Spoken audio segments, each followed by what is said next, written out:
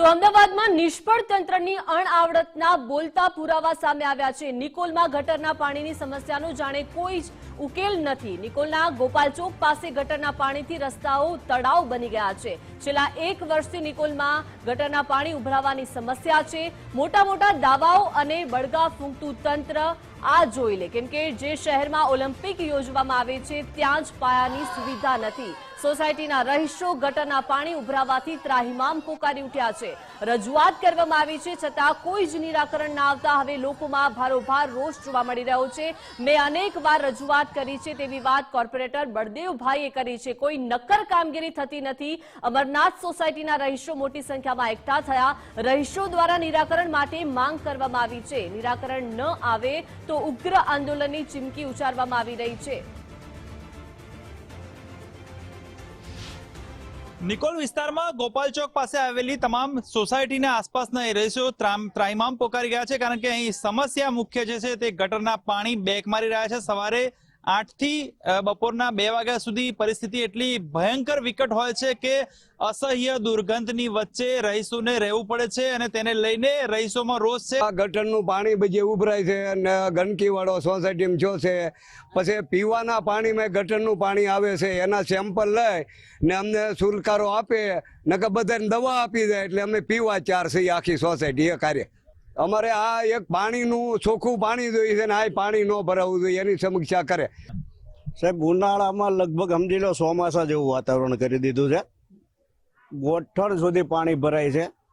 એ પાણી પીવાના પાણી હારે ભળે છે અને આજ 8 દિવસથી કન્ટિન્યુ આ સમસ્યા છે। આની પહેલાંય હતી, વચ્ચે થોડા દિવસ બંધ રહી, પાછી ચાલુ થઈ।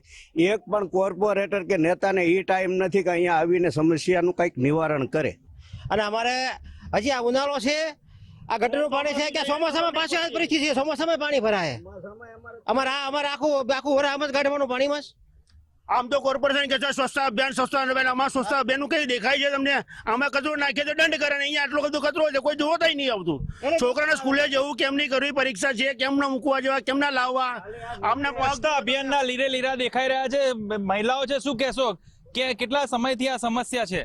અમારે આ સમસ્યા હોળી પહેલાની છે। કાયમના માટે પાણી ભરાય, બધાયના છોકરાઓને સ્કૂલે જવાનું તકલીફ છે, બીમાર બધાય છે, ઘરે ઘરે દવાખાનું ચાલુ છે, કોઈ અહીંયા જોવા આવ્યું નથી કોર્પોરેટર એક પણ। વોટ જોતા હોય તો ઢોલ નગારા વગાડીને લેવા આવે કે આવો અમને વોટ આપો। ભાજપે ઈ છે ને કોંગ્રેસે ઈ છે, બંને એક જ છે। આમાં જો 15-20 દી થયા તો એક ધારું પાણી રોજ ભરાય છે અને રોજ અમે બધાને ફરિયાદ કરીએ છીએ પણ કોઈ જવાબ દેતું નથી। અમને જોવાય નહીં આવતા અને પછી મત લેવા એટલે દોડે આવે એકદમ કાલાવાલા કરીને આવે છે, એના સેમ્પલ લઈને અમને ચુકાદો આપો, નક અમે દવા આપી જો એટલે બધા પીવા ચાર છે અટાણે। તમારી જવાબદારી હે નહીં, તમે જો છો કોઈ જવાબદારી નહીં, ખાલી ચૂંટણીને મત લેવાની જવાબદારી। અહીંયા તમે 4 વાગ્યા પછી પાણી ઉતરી જાય તો કોર્પોરેશનની કોઈ ટીમ આવો, કઈ ગંદા પાણી છે એનું કઈ છંટકાવ કરો, મચ્છરનો ઉપદ્રવ થઈ ગયો, ઘેર ખાટલા છે, બહાર જવું છે। અહીંયા કોઈ સરકારી હોસ્પિટલ છે ને પૈસા ખર્ચીને શું હોસ્પિટલ જવાનું મારે? આ તો કઈ અમારો નિયમ છે કે તમારો નિયમ છે? તમે કોઈ એમ અમે રહીએ, બીજું તો અમારાથી કઈ થાય એવું છે નહીં। ચોક્કસથી તો હાથીના દાંત બતાવવાના અલગ, ચાવવાના અલગ। એક તરફ સ્વચ્છતા અભિયાનની વાતો થાય છે, બીજી તરફ અહીંના લોકો ત્રાહિમામ પોકારી ઉઠ્યા છે અને એકવાર રજૂઆત કરી છે। ગટરના પાણી પીવાના પાણીમાં મિક્સ થાય છે, દરરોજ સવારે ગટરના પાણી ઉભરાઈને આવે છે અને એક રજૂઆત છતાં તંત્ર દ્વારા કોઈ કામગીરી કરવામાં આવતી નથી, ત્યારે લોકોમાં રોષ જોવા મળી રહ્યો છે। કેમેરાપર્સન મનીષ દવે સાથે સચિન કડિયા, ગુજરાત ફર્સ્ટ, નિકોલ, ગોપાલ ચોક। અમે મેયરને પણ મળ્યા, કમિશનર પણ મળ્યા, એમને વ્યવસ્થિત વાત પણ અમારી સાથે કરી। અમે એમ વાત કરી કે હાલ જે પાણી ભર્યું છે હુક ઓર કુક જે કંઈ કરવું પડે કરો અને આ પાણીનો નિકાલ કરો, બાકી તો કામ ચાલુ છે। આ 310ની જે લાઈન છે એમાંથી પ્રોબ્લેમ થયો હતો, પણ એક કામ 24 કલાક ચાલે છે જ્યાદા માટે, બીજું કામ કાયમી ઉકેલનું પણ ચાલે છે।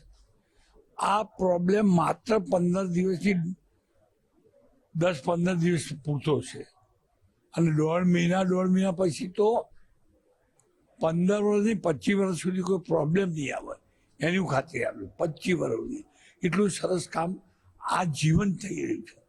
તો વધુ વિગત સાથે સહયોગી વિજય લાઈવ જોડાઈ ગયા છે. વિજય, નિકોલમાં ગટરની સમસ્યા છેલ્લા 1 વર્ષથી છે અને રસ્તાઓ જાણે ગટરના સમસ્યાથી અત્યારે તરબોળ થઈ ગયા હોય તેવા દ્રશ્યો સામે આવ્યા છે. રહીશો અનેક વખત રજૂઆત કરીને થાક્યા છે, પરંતુ અહીંયા સ્થાનિક તંત્ર જે છે તે ઘોર નિંદ્રામાં હોય તેવા આ દ્રશ્યો સામે આવ્યા છે. વિજય, બિલકુલ આ નિકોલની સમસ્યા ઉકેલાશે નહીં, કારણ કે તંત્રને પડી નથી, પદાધિકારીઓને પડી નથી, અધિકારીઓને પડી નથી. માત્ર પીડિત હોય તો ત્યાંની જનતા છે, જે વર્ષોથી માગણી કરી રહી છે કે અમારી સમસ્યાનો ઉકેલ લાવો. વોટ માંગવા માટે તમે ઢોલ નગારા સાથે આવો છો, અમારી પાસે ભીખ માંગતા હોય એ રીતના વોટ માંગો છો, પરંતુ જ્યારે અમે સમસ્યા લઈને આવીએ છીએ તો તમે સાંભળતા કેમ નથી? ગુજરાત ફર્સ્ટ પણ આ દ્રશ્યો દેખાડી રહ્યું છે કે અમને દેખાય છે કે અહીંયા આ સમસ્યા બહુ વિકટ છે. એ સમસ્યા તંત્રને કેમ નથી દેખાતી, એ સૌથી મોટો સવાલ છે. કારણ કે તંત્રની આંખે પાટા કોણે બાંધ્યા છે? અધિકારી પદાધિકારીઓ વચ્ચે કોઈ સામંજસ્ય છે કે કેમ? સંકલનનો અભાવ છે? શું વિભાગો વચ્ચે કોઈ મેળ નથી આવતો એટલે આ સમસ્યા વકરી રહી છે? કે પછી જાણી જોઈને જનતાને ત્રાહિત કરવાનું તમે સ્વીકારીને બેઠા છો, કે જાણી જોઈને જનતાને સમસ્યા આપવા માટે જ તમે તંત્રમાં બેઠા છો? એ સમજાતું નથી. સમસ્યા લોકોની છે, લોકો કહી રહ્યા છે કે અમારી સમસ્યાનો તાત્કાલિક ઉકેલ લાવો. તો આના માટે તંત્ર શું કરી રહ્યું છે? એએમસીની જે બેઠકો થાય છે દર અઠવાડિયે, એ અધિકારીઓ બેઠકોમાં કયા પ્રકારના નિર્ણયો કરતા હશે એની સામે પણ સવાલ ચોક્કસપણે ઉઠે. કારણ કે 1 વર્ષથી સમસ્યા હોય છતાં પણ જો ઉકેલ ન આવતો હોય તો એ સ્પષ્ટ થાય છે કે અધિકારીઓને કામગીરી કરવાની કોઈ દાનત જ નથી. એમને માત્ર એસી રૂમમાં બેસી પગાર લેવા છે, મિટિંગો કરીને નાસ્તા આરોગવા છે અને જનતાના પૈસાનો માત્ર વેડફાટ મિટિંગોના નામે કરવો છે. જનતાની સમસ્યા માટે એમને કોઈ પૈસા વાપરવાની કાં તો એમનામાં ત્રેવડ નથી રહી, કાં એમની દાનત નથી. અને પદાધિકારીઓ જે કોર્પોરેટરો બનીને બેઠા છે એ જનતા સમક્ષ જાય તો જનતાની સમસ્યા સાંભળવું એમની પ્રાથમિકતા છે, તો તેઓ અત્યારે આ સમસ્યાને લઈને કેમ જતા નથી? શું એવું કહી દેવાથી, હાથ ખંખેરી લેવાથી એવું માની લેવામાં આવશે કે અમે રજૂઆત કરી પણ ઉકેલ નથી આવતો, તો તમે કોર્પોરેટર શું કરવા બન્યા છો? તમારે તાત્કાલિક રાજીનામું આપી દેવું જોઈએ અને સામાન્ય જનતાની જેમ તમારે રહેવું જોઈએ, જો તમારાથી એક સમસ્યાનો ઉકેલ ના આવી શકતો હોય તો. એટલે ગુજરાત ફર્સ્ટના સીધા સવાલ મેયરને પણ છે કે મેયર, તમે અહીંના નાગરિક છો, પ્રથમ નાગરિક છો શહેરના, તો તમારી આ શહેરની સમસ્યાઓ પર શું નજર છે? એક સમસ્યા 1 વર્ષથી છે તો એ સમસ્યા તમને હજુ સુધી નજરે ના પડી? આવા અઢળક સવાલો છે.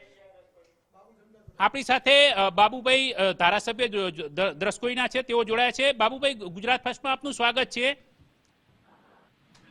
બોલો. આજે નિકોલની અંદર ગટરની સમસ્યા 1 વર્ષથી છે, એનો કોઈ ઉકેલ નથી આવતો, તો આના માટે તંત્ર શું કામગીરી કરી રહ્યું છે અને પદાધિકારીઓ અને ચૂંટાયેલા જે અધિકારીઓ જે છે એ શું કામગીરી કરી રહ્યા છે? જનતા પૂછી રહી છે. 1 વર્ષથી નથી, આ 15 મહિનાથી આ પ્રોબ્લેમ. પહેલી વાત તો સાંભળી લો, 15 કદાચ મહિનો થાય. હવે એનો પ્રશ્ન તારે પાઇપ ઉતર્યા છે, કામ ચાલુ છે. અને કાલે અમે કમિશનરને મળ્યા હતા. કમિશનરને મેં કહ્યું કોક આનો રસ્તો કરવો જોઈએ. પણ આનો રસ્તો શું હોઈ શકે બાબુભાઈ? પાઇપલાઇન નાખીને બીજે પાણી કાઢીએ ને. અમારી જાત એવી છે ખાલી કાઢ નદીમાં નાખીએ. પણ તંત્રની સમક્ષ ત્યાંની જે જનતા છે, જેની અમે એમના નિવેદનો લીધા, એમને સાંભળ્યા, એ જે સોસાયટીના રહીશો તો એવું કહે છે કે 6 મહિનાથી આવી સમસ્યા છે પણ કોઈ સાંભળવા આવતું નથી.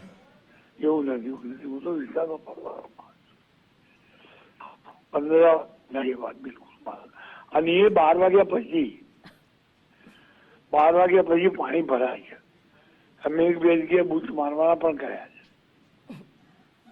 છે કે આવતું પાણી રોકો. ત્યાંના જે કોર્પોરેટર છે એ પણ એવું કહી રહ્યા છે કે અમે તો રજૂઆતો કરી પરંતુ કંઈ કામ થતું નથી. આવું નિવેદન અમારી સમક્ષ એમણે આપ્યું છે. એમને આપ્યું હોય. અમે કાલે કમિશનરને મળ્યા હતા, અડધો કલાક કમિશનર ભાઈ અડધો પોણો કલાક બેઠા. એને અધિકારીને બોલાયા. અધિકારીઓ મારી સામે કહ્યું એને કેન પ્રકારે આનો રસ્તો કાઢો, કેન પ્રકારે.